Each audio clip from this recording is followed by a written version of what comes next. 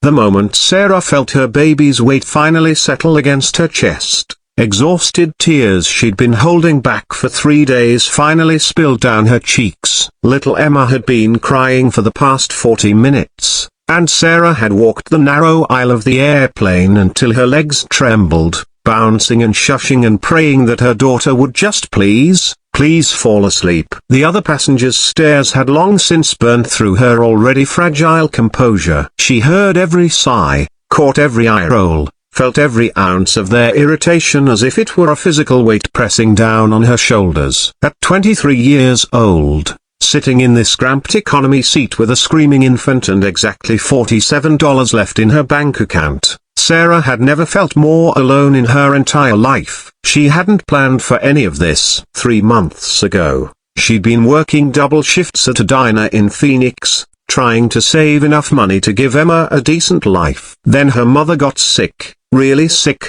and Sarah had used every penny she'd scraped together to fly home to Ohio. The funeral was yesterday. She'd borrowed money from her aunt for this return ticket to Phoenix, where her tiny apartment and precarious job helpfully still waited for her. The woman at the ticket counter had given her a pitying look when she'd asked if there were any cheaper seats available. There weren't. Now, as she finally lowered herself back into her seat, Sarah felt the profound weight of everything that had gone wrong in her young life. Emma's tiny body was warm against her, finally peaceful in sleep, her rosebud mouth slightly open, her impossibly long eyelashes resting against her cheeks. Sarah loved her more than anything in the world, but God, she was so tired. Tired of struggling, tired of being alone, tired of feeling like she was drowning while the whole world watched and did nothing. She shifted carefully, trying not to wake Emma, and that's when she felt it. Her head was tilting, heavy with exhaustion, and before she could stop herself, she was leaning sideways. She jerked upright, mortified, realizing she'd been falling asleep on the shoulder of the man sitting next to her. "I'm so sorry," she whispered, her face burning with embarrassment. "I didn't mean to." "It's okay," the man said softly. He was maybe in his mid-40s, wearing an expensive-looking suit that probably cost more than Sarah's monthly rent. She'd noticed him when she first sat down, had seen him working on a laptop with the kind of focused intensity that suggested he was someone important. She'd also noticed the way his jaw had tightened when Emma started crying, the way he'd turned his whole body toward the window as if trying to create distance between them. Great, she'd thought. Just another person who thinks I'm a terrible mother who can't control my kid. "Really, it's fine," he said again, and this time she heard something different in his voice. "Kindness, maybe." "You look exhausted." "When was the last time you slept?" The question, asked so gently, almost broke her. "I don't know," she admitted. "A while." He studied her for a moment, and Sarah braced herself for judgment. Instead, he did something unexpected. He adjusted his position slightly, angling his shoulder toward her. "Listen," he said quietly, "that baby of yours needs you to be rested. So does your life, whatever you're going back to. Close your eyes." "I promise I don't mind." Sarah stared at him, certain she'd misheard. "I can't do that." "I don't even know you." "My name is James," he said with a slight smile. "James Morrison." "Now you know me, and unless you want to fall asleep accidentally anyway and wake up drooling on my suit jacket, I suggest you accept the offer." There was something about the way he said it, without pity but with understanding, that made Sarah's resistance crumble. She was so tired, so impossibly, bone-deep tired. "Are you sure?" "I'm sure." Sarah hesitated one more moment, then carefully leaned her head against his shoulder,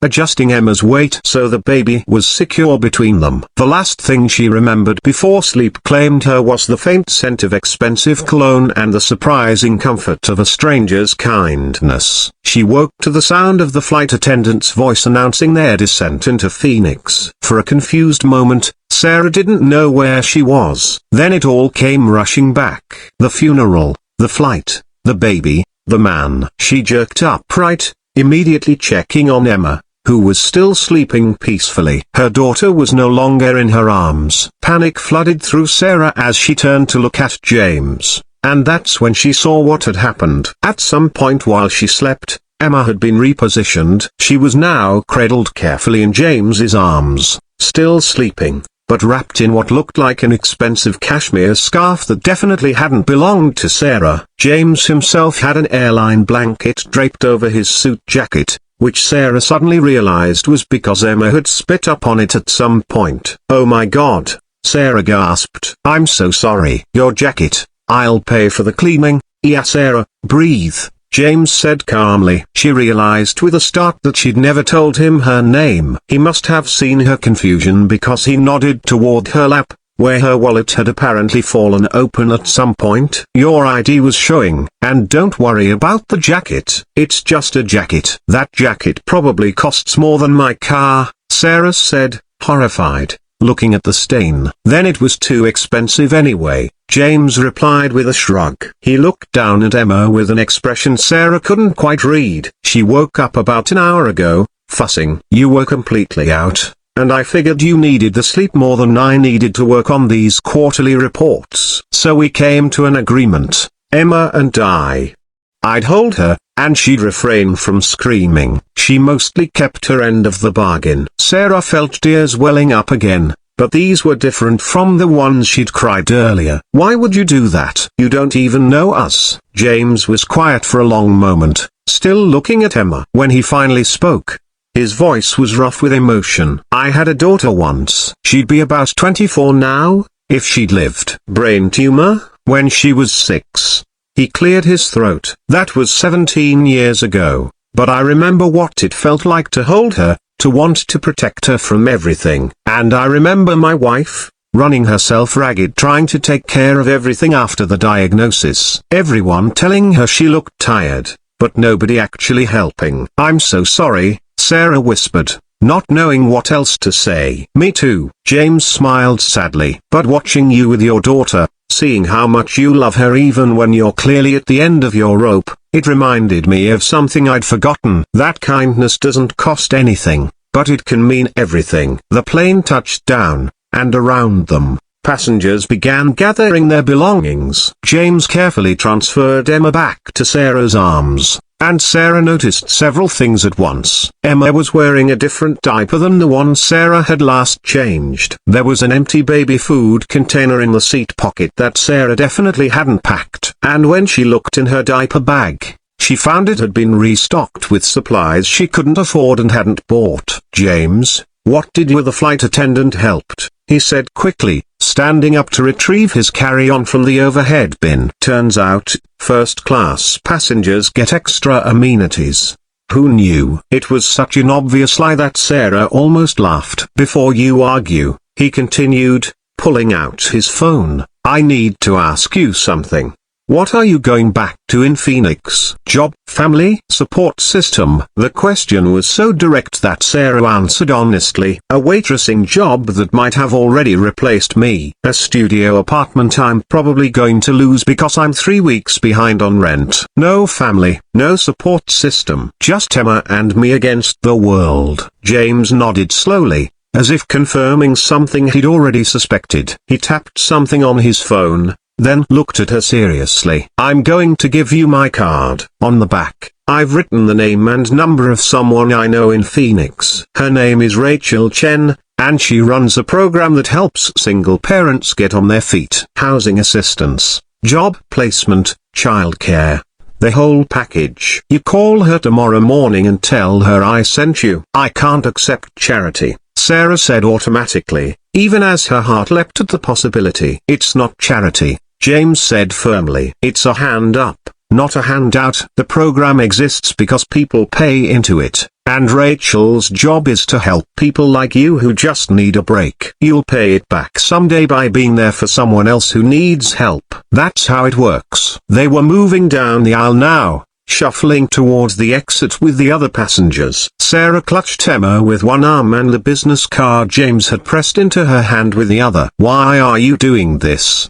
she asked one more time. James paused at the door of the plane, turning back to look at her. "Because 17 years ago, when my wife and I were drowning in medical bills and grief, someone helped us. A stranger who had no reason to care but did anyway. He told me that one day, when I was strong again, I should do the same for someone else. So I have, whenever I can. And now I'm asking you to make the same promise. Sarah felt tears streaming down her face again, but she was smiling through them. I promise. Good. James smiled back, a real smile this time that reached his eyes. Take care of that beautiful daughter of yours, Sarah, and take care of yourself too. You deserve it. Then he was gone, disappearing into the crowd of passengers, leaving Sarah standing there holding Emma and staring at the business card in her hand. On the front, it read James Morrison, CEO, Morrison Industries. On the back, in neat handwriting, was Rachel Chen's information and a brief note: she's expecting your call. You've got this. Sarah made the call the next morning. Rachel Chen was everything James had promised and more. Within a week, Sarah had secured a new apartment through the program's housing assistance, enrolled in classes to become a certified nursing assistant, and found affordable, quality childcare for Emma. It wasn't magic, and it wasn't easy. Sarah still worked hard, still struggled some days, still worried about money and the future. But she wasn't drowning anymore. She was swimming, strong and steady, toward a better life. 3 years later, Sarah was working as a registered nurse at Phoenix Children's Hospital. She'd graduated at the top of her class, moved into a 2-bedroom apartment, and built a stable, happy life for Emma and herself. She also volunteered twice a month with Rachel Chen's program, helping other young parents find their footing. She never saw James Morrison again, though she looked for him every time she flew, which admittedly wasn't often. But she thought about him constantly, about his kindness, his daughter, the way one person's compassion had changed the entire trajectory of her life. Then one day, Sarah was working the pediatric oncology floor when a vaguely familiar-looking woman approached the nurse's station. "Excuse me," the woman said. "I'm looking for someone." "A nurse named Sarah Collins? I was told she works on this floor." "I'm Sarah Collins," Sarah said, looking up from her charts. The woman smiled, and her eyes were bright with tears. "My name is Patricia Morrison. I think you once met my husband on a flight from Ohio to Phoenix. He passed away last month, quite suddenly, and when I was going through his things, I found a note. He'd been tracking your progress somehow, probably through Rachel Chen's program. He wanted me to find you, to tell you how proud he was of what you'd accomplished, and to make sure you remembered your promise." Sarah couldn't speak. She just stood there, holding the letter Patricia handed her, tears streaming down her face as she read James's words about hope, and second chances, and the ripple effects of kindness. "He never forgot you," Patricia said softly, "or that flight, or your daughter." He said it reminded him why the hard things in life are worth it. Because on the other side of grief and struggle, there's still beauty. There's still goodness. There are still people worth helping and reasons to keep going. Sarah looked up from the letter, at this woman who'd lost her husband, who'd come here to deliver a message from beyond the grave. "Would you like to meet my daughter?"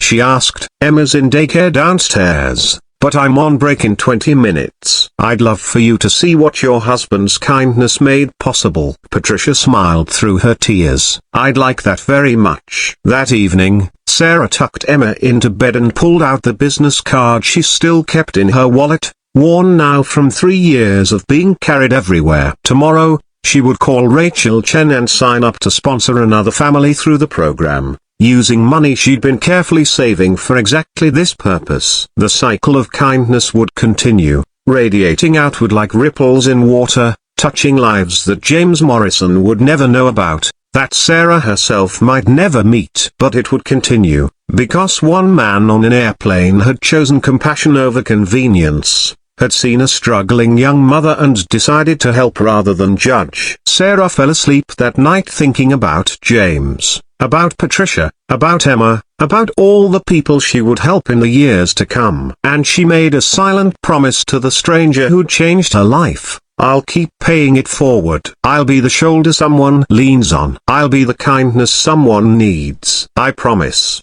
Because in the end, that's all any of us can do. We can choose, moment by moment, to be the reason someone else believes in humanity again. We can choose to be the unexpected kindness in someone's darkest hour. We can choose to see the struggle in another person's eyes and respond not with judgment, but with grace. James Morrison understood that. And now, thanks to him, so did Sarah.